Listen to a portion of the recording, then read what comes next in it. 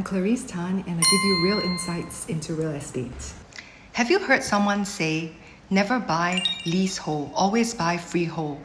It's probably one of the most common pieces of advice in Singapore, especially among the older generations like the boomers, the Gen X, and even some older millennials. But what if I told you some of the best performing condos in Singapore over the last 15 years have been 99-year leasehold condo developments, and some freehold condos have significantly underperformed? So today I'm going to explain why leasehold condos can sometimes be the smarter investment, especially if your goal is to grow wealth. Let's dive in. Let's first understand why Singaporeans love freehold property. The logic seems simple. Freehold means you own the property forever. Leasehold means the lease gets shorter every year. There is lease decay, so naturally, people assume freehold must always be worth more. But here's the problem. A property's value isn't determined only by its tenure. It depends on something much more important: demand.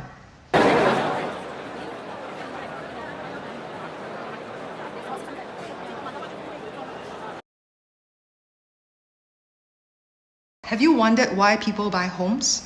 People don't buy homes because it's freehold. People buy homes because they want to live there. If buyers love the location, love the MRT, love the schools, love the lifestyle, love the amenities, prices can rise regardless of whether the property is freehold or leasehold. So let's think about this logically.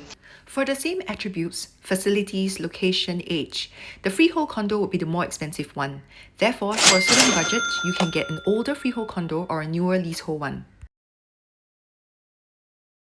Imagine two condominiums. Condo A is freehold and Condo B is leasehold. Condo B is beside an MRT, next to a shopping mall, surrounded by top schools, and has modern facilities. Meanwhile, Condo A is freehold, but it's a 15-minute tedious, laborious walk to the MRT. It's older, the maintenance is probably higher because the facilities are getting old, surrounded by very few amenities. Which one do you think young families would choose? Which one would tenants prefer? Remember, tenants do not care about the tenure. Let's look at three D21 condos that are clustered next to one another at the same location. Jardin and Cap residences are freehold and Garden Vista is leasehold. The two freehold condos are launched at a higher unit price than the leasehold one because of the freehold premium. However, over time, the price gap between the freehold condos and the leasehold one closed smaller. Demand drove up the price, not the tenure. In this example, demand is higher for the Grand Vista condo because it is a project twice as large as each of its freehold neighbours, which meant bigger and better facilities. Now we look at two D10 condos launched in the same year, 2019.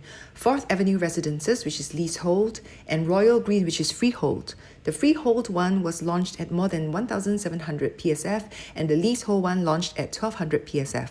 There's a difference of 500 PSF, which is the freehold premium. However, over time, the gap also got smaller. Two similar condos, one costs 2 million and the other costs 2.4 million. Comparing apples to apples, the more expensive one would be the freehold development.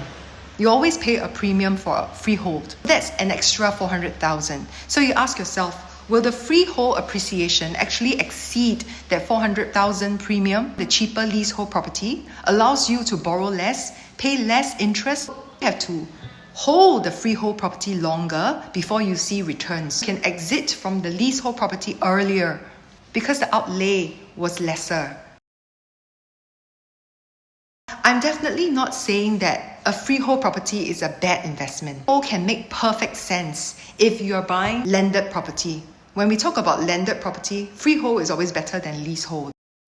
In a freehold landed property, because you own the land, you are free to rebuild your house whenever and however you require.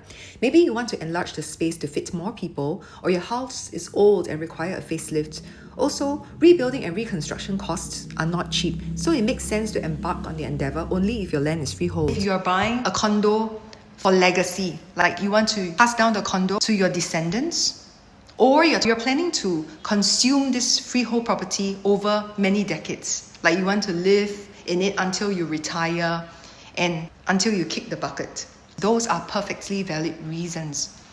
In theory, you could hold a freehold condo to the very end. In reality, there are many issues with aging condos.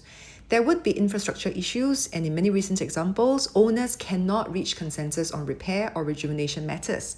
You would be unable to make the decision to replace your faulty elevator, for example, without having other owners agree. Some condos would have aged so much that demand from long-term tenant drop, and thus give way to cheaper rent. The cheaper rent motivates operators who rent the older condo to lease out to short-stay tenants, which is not desirable to the residents in that condo. However, if you are thinking of buying a condominium just for investment, if you are thinking of a short-term or medium-term exit, leasehold property makes more sense than freehold. Sometimes the smartest property isn't the one that lasts forever. It's the one that gives you the best returns during the years you actually own it. If you have found this to be helpful, please like and subscribe. I'm Clarice Tan, giving you the real insights into real estate. See you in the next episode.